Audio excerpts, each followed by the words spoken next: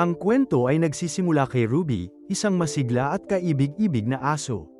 Ngunit bawat taong sumubok na mag-ampon sa kanya ay ibinalik siya sa silungan pagkatapos lamang ng ilang araw, dahil lagi niyang sinisira ang mga gamit sa bahay at binabaligtad ang lugar. Sina Pat at Rick ay nagtatrabaho sa silungan.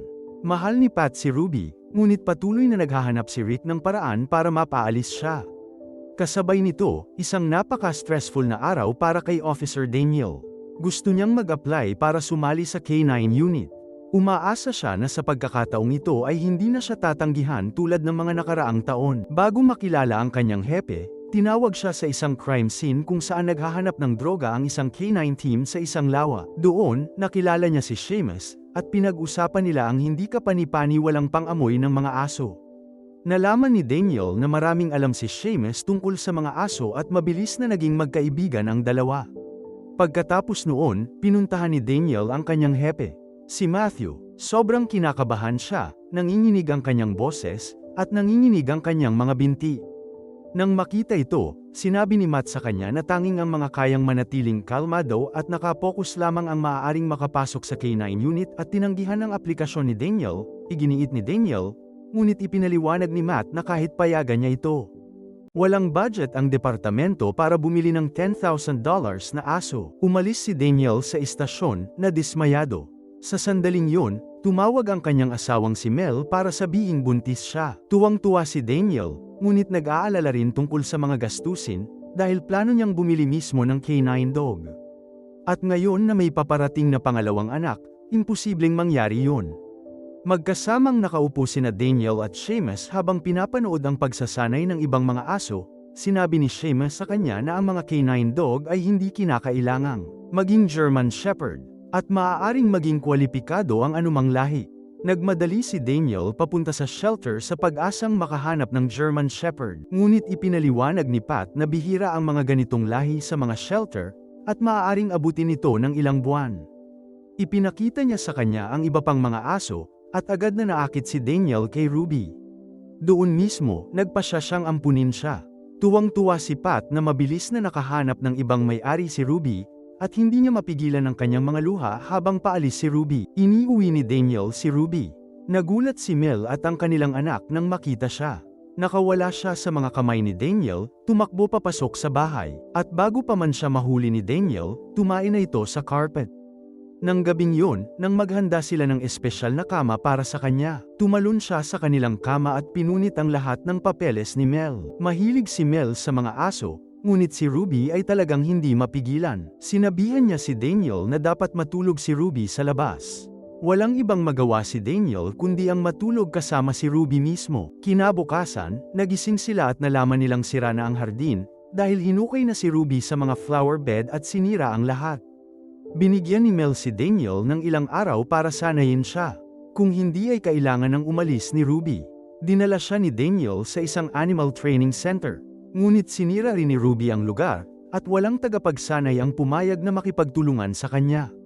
Dahil determinado, nagpasya siyang sanayin ito mismo, gamit ang mga ehersisyong nakita niya online. Ngunit tumanggi si Ruby na sundin ang anumang utos.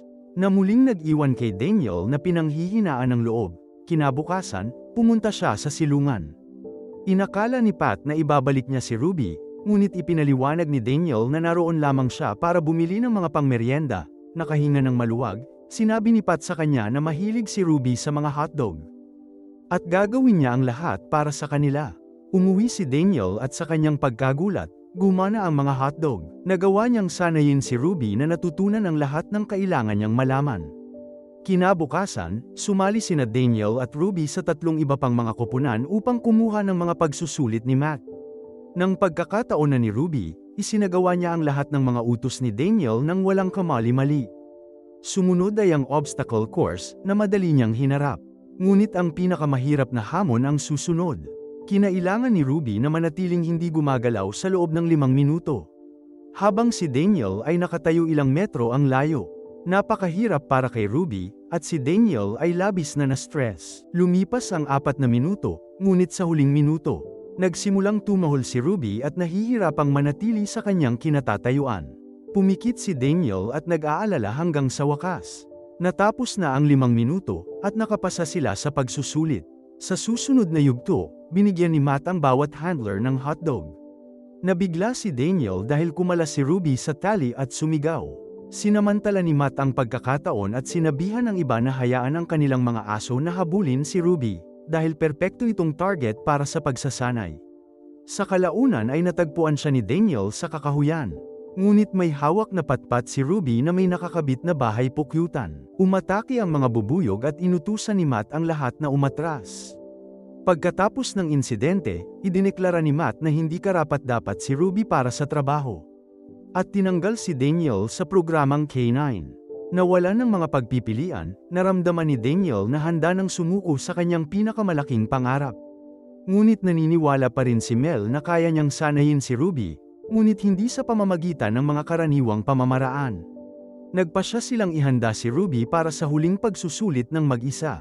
Bumili si Mel ng maraming hotdog, at nagsimula ang pagsasanay. Itinago sila ni Daniel sa iba't ibang lugar, at nahanap silang lahat ni Ruby. Sa tulong ng mga hotdog na yon, si Ruby ay nag-transform bilang isang superhero na aso. Na-master ang bawat ehersisyo hanggang sa dumating ang araw ng huling pagsusulit. Ang pagsusulit ay may 3 yugto. Kailangang mahanap ni Ruby ang isang cellphone, isang baril, at isang telepono ng tao, na lahat ay nakatago. Nagsimula na ang pagsusulit. Mabilis na natagpuan ni Ruby ang telepono, pagkatapos ay ang baril. Tiningnan ni Matt ang kanyang timer. Namangha, wala pang 2 minuto. Ang huling yugto ay nagaganap sa loob ang gusali ng istasyon ng pulis. Itinago ni Matt ang buto sa kung saan sa loob. Hinalughog ni Ruby ang bawat silid, ngunit wala siyang nakita. Nang inig si Daniel sa kaba dahil napakalaki ng gusali. Lumipas ang oras, at sa huli, wala ring nakita si Ruby. Akala ni Daniel ay nabigo sila, ngunit binati siya ni Matt. Ipinaliwanag niya na hindi siya naglagay ng buto sa gusali. At tama si Ruby. Umuwi sila kung saan naghanda si Mel ng isang maliit na pagdiriwang para sa kanila. Malapit ng mag-umaga, nakatanggap si Daniel ng mensahe mula kay Matt. Kailangan agad sila ni Ruby para sa isang misyon. Ang pinangyarihan ng krimen ay isang bahay, at kailangang hanapin ni Ruby ang isang bangkay. Pumasok siya sa loob ng bahay, pagkatapos ay lumabas, umupo sa isang kahoy na tabla. At sinenyasan si Daniel na naroon ang bangkay. Sinuri ni Daniel ang lugar, ngunit wala siyang nakita. Naghintay ang pulisya para sa kumpirmasyon ni Daniel. Naniniwalang nagkamali si Ruby, ibinalita ni Daniel na walang bangkay. Nagalit, isinakay niya si Ruby sa kotse at umuwi. Nakita ni Mel kung gaano siya nababagabag at sinubukang pakalmeyan nito.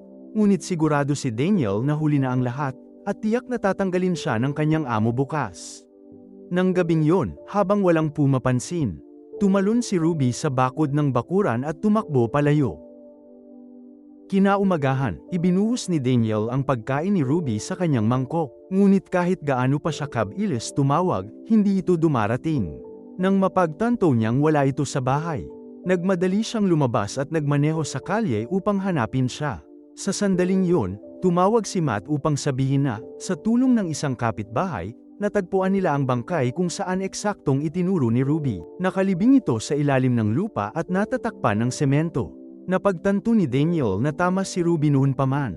At lalo siyang nakukonsensya. Pumunta siya sa silungan, ngunit wala rin si Ruby. Pagkatapos ay tumawag muli si Matt. Sa pagkakataong ito, isang batang lalaki ang nawawala sa kagubatan. At agarang kailangan si Ruby. Inamin ni Daniel na nawawala si Ruby. Galit na galit, sinigawan siya ni Matt, at hiniling na hanapin siya anuman ang mangyari.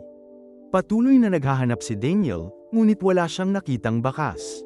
Umalis si Daniel, bumalik sa istasyon, kung saan inutusan ng nakatataas na opisyal ang lahat ng unit na hanapin agad ang nawawalang bata. Nagmaneho si Daniel patungo sa kagubatan. Nang biglang nakita niya si Ruby. Tuwang-tuwa, tumalon siya palabas, niyakap siya.